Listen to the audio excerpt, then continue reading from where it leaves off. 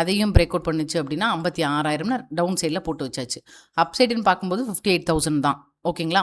So இதையும் தாண்டுதா அப்படின்றத wait பண்ணி பார்ப்போம். அதை தாண்டிச்சு அப்படின்னா இன்னும் நல்லா மேலே போகிறதுக்கு வாய்ப்பு இருக்கும். ஓகேங்களா? 58 தாண்டுச்சு அப்படின்னா, ஆனால் இவ்வளோ ஏறினதுக்கு ஒரு கரெக்ஷன் கொடுக்கும் மார்க்கெட் அப்படின்னு நான் எதிர்பார்க்குறேன். அது எந்த அளவுக்கு கரெக்ஷன் ஆகுது அப்படின்றது தெரியல. வெயிட் பண்ணி பார்ப்போம். ஓகேங்களா? ஸோ நம்ம வந்து எந்த இடத்துலையும் அவசரப்பட வேணாம். நிறைய லெவல்ஸ் எல்லா இடத்துலையும் இருக்குது. ஸோ பார்ப்போம். எந்த இடத்துல இன் பிட்வீனில் ஓப்பன் ஆகுதா?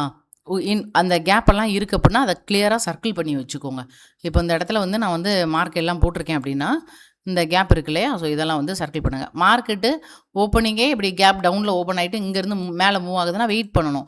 இங்கே ஏதாவது இன்ட்ராடேல ட்ரெண்ட் லைன் எதுவும் பிரேக் அவுட் நடக்குதா? இது எல்லாத்தையும் பார்த்துட்டு தான் இனி வந்து டைரக்ஷன் எடுக்க முடியும். ஓகே.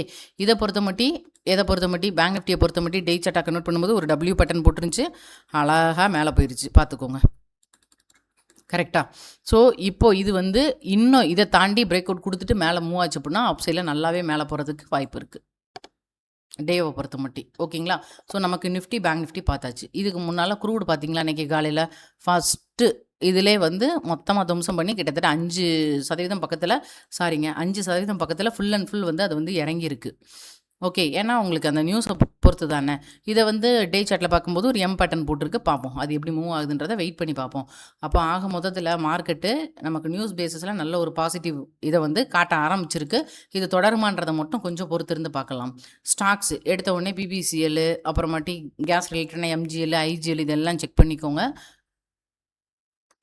ஓகே. இதை பொறுத்த மட்டி கிட்டத்தட்ட இந்த மாதிரியான ஒரு ரேஞ்சை வந்து இன்னும் பிரேக் அவுட் பண்ணல. பிரேக் அவுட் பண்ணட்டும். பிரேக் அவுட் பண்ணி முடிக்குது அப்படின்ற பட்சத்தில் இது வந்து 350 அப்படின்ற லெவல் வரைக்கும் மேபி பிபிசிஎல் போகிறதுக்கு வாய்ப்பு இருக்குது. ஆனால் பிரேக் அவுட்காண்டி வெயிட் பண்ணுங்கள். அவசரப்படாதீங்க. அடுத்து வந்து ஐஜிஎல். ஓகே. ஐஜிஎல்மே இன்னும் ஒரு நாள் ஒரு பிரேக் அவுட் கன்ஃபர்மேஷன் ஏதாவது எடுத்ததுக்கப்புறம் ட்ரை பண்ணி பார்க்கலாம். ஸோ ஃபர்தர் பிரேக் அவுட் இருக்குன்னா இது வந்து அகைன் வந்து நல்லாவே மேலே போகிறதுக்கு வாய்ப்பு இருக்குது. ஒரு 180 190 வரைக்கும் கூட போகிறதுக்கு பாசிபிள் இருக்குது. ஆனால் இன்னும் ஒரு நாள் கன்ஃபர்மேஷன் எடுத்துகிட்டு பண்ணுங்கள். அடுத்து ரெயின்போ சில்ட்ரன். நான் நிறைய ஸ்டாக் ஃபில்டர் ஆகிருக்கு. நான் வரிசையாக சொல்லிடுறேன். நீங்கள் 2, 3 மட்டும் ட்ரை பண்ணிக்கோங்க. ஓகேங்களா? ரெயின்போ சில்ட்ரனை பொறுத்த மட்டும் பார்த்தீங்கன்னா இங்கே கவனித்து பாருங்கள். இங்கேருந்து லைன் எடுங்க. ஸ்ட்ரைட் லைன் போட்டுட்டு அகெயின் ஃபர்தராக மேலே மூவ் ஆகுதுன்ற பட்சத்தில் ஒரு 1520 அப்படின்ற லெவல் வரைக்கும் போகிறதுக்கு வாய்ப்பு இருக்குது. ப்ராப்பரான எஸ்எல் மெயின்டைன் பண்ணிவிட்டு பண்ணுங்கள். ஸ்டாக்ஸுக்கு மெம்பர்ஷிப் அவைலபிளாக இருக்குது. விருப்பம் இருக்கிறவங்க ஜாயின் பண்ணிக்கோங்க. ஸ்டாண்டர்ட் அப்படின்ற லெவல் இருக்கும், அதில் ஜாயின் பண்ணிக்கோங்க. அடுத்து வந்து எலிகான் இன்ஜினியரிங். ஓகே. இதுவுமே ஒரு நல்ல பிரேக் அவுட்டுக்காக தான் ரெடியாக இருக்குது. ஃபர்தராக மூவ் ஆச்சு அப்படின்னா ஒரு 630 அப்படின்ற லெவல் வரைக்கும் போகலாம். எஸ்எல் வச்சுட்டு ட்ரை பண்ணிக்கோங்க. ஓகேங்களா? எஸ்எல் ஒரு 1 or 2 கேண்டிலாவது வச்சுக்கோங்க. ஒரே ஒரு நிமிஷம். ஓகே. அடுத்து அஜ்மிரா ரியாலிட்டி. ஓகே. இந்த ஸ்டாக்லாம் வந்து பார்த்திங்கன்னா மொமெண்ட் ஸ்டாக்கு. ஓகே. விருப்பம் இருந்தால் ட்ரை பண்ணி பாருங்கள். ஒரு 158 வரைக்கும் ட்ரை பண்ணி பார்க்கலாம். ப்ராப்பரான எஸ்எல் வச்சுக்கோங்க.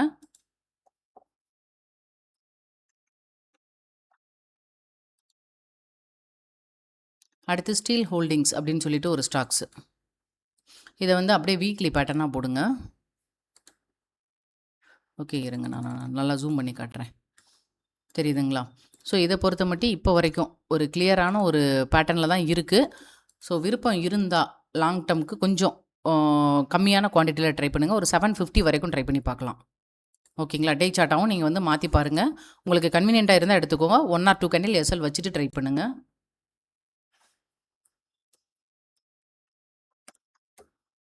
அடுத்து ஸ்ரீராம் பிஸ்டன். ஓகே. இந்த ஸ்டாக்குமே வந்து பார்த்திங்க அப்படின்னா நல்ல ஒரு மேபி மேலே போகிறதுக்கு வாய்ப்பு இருக்கிற மாதிரி தெரியுது. ஒரு 4000 அப்படின்ற லெவல் வரைக்கும் ட்ரை பண்ணி பார்க்கலாம். 4000 or 4200. அடுத்து ஏரோஃப்ளெக்ஸ்.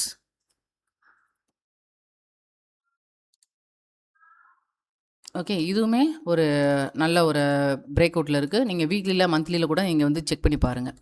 ஓகேங்களா? இது வந்து நல்ல ஒரு பிரேக் அவுட்டில் இருக்கும். ஒரு 560 வரைக்கும் கூட ட்ரை பண்ணி பார்க்கலாம். ஆனால் எஸ்எல் கண்டிப்பாக வச்சுட்டு ட்ரை பண்ணுங்கள். இல்லை உங்களுக்கு அதுக்கு இன் பிட்வீன்லேயே போதும்னு நினச்சிங்கன்னா நீங்கள் வந்து இது பண்ணிக்கோங்க. ஓகேங்களா? ஒன்ஸ் வந்து மந்த்லி எல்லாத்துலேயுமே போட்டு செக் பண்ணி பார்த்துட்டு நீங்கள் ட்ரை பண்ணிக்கோங்க.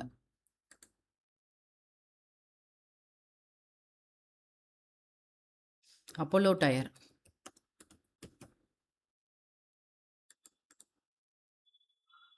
ஓகே. ஆனால் கேப் அப்பா இருக்குது.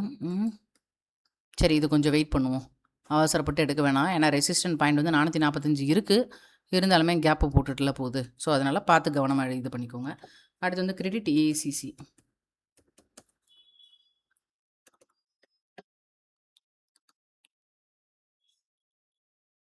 ஓகே. இந்த ஸ்டாக்கை பொறுத்த மட்டும் ஒரு ஸ்ட்ராங்காக ஒரு பிரேக் அவுட் இருக்குது.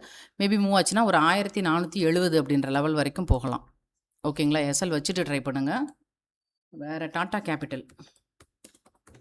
நான் நிறைய சொல்கிறேன். ஸோ 1, 2 மட்டும் ட்ரை பண்ணுங்கள். ஏன்னா எப்படியும் நாளைக்கும் பார்த்துட்டு சொல்ல தான் போகிறேன்.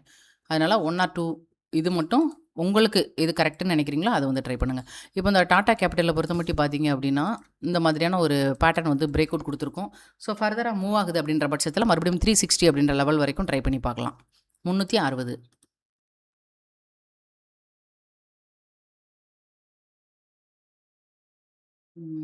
வேறு ஆல்மோஸ்ட் டெக்கான் கோல்டு. ஓகேங்களா? சரி, ஓகே. இதை முடிச்சுட்டு நம்ம வந்து அப்படியே எஃப்என்டோ ஸ்டாக் எப்படி இருக்குது அப்படின்றதையும் ஒரு கிளான்ஸ் பார்த்து செக் பண்ணிடலாம். ஓகே, இதுவும் மேலே தான் மூவ் ஆகிக்கிட்டு இருக்கு.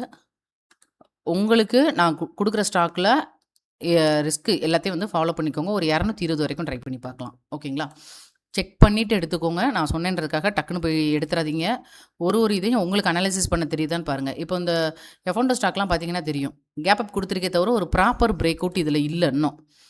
சொல்கிறது புரிஞ்சுங்களா? இப்போ இதெல்லாம் பார்த்தீங்கன்னா இந்த ரெசிஸ்டன்ட் பிரேக் அவுட்னா நான் சொல்லியிருப்பேன். ஸோ அந்த மாதிரி தான் நான் நிறையா எடுத்தும் செக் பண்ணி பார்த்தேன். எனக்கு பெரிய அளவில் வந்து இன்னும் வந்து கிளியரான ஒரு இது தெரியலை. ஸோ வெயிட் பண்ணி பார்க்கலாம் அப்படின்னு கொஞ்சம் தோணுது. ஸோ அதுக்கேற்ற மாதிரி நீங்கள் வந்து எல்லா ஸ்டாக்கும் எடுத்து செக் பண்ணி பாருங்கள். உங்களுக்கு இப்போ பிபிஎஸ்எல் வந்து சொல்லியாச்சு. கான்கார் பார்ப்போம்.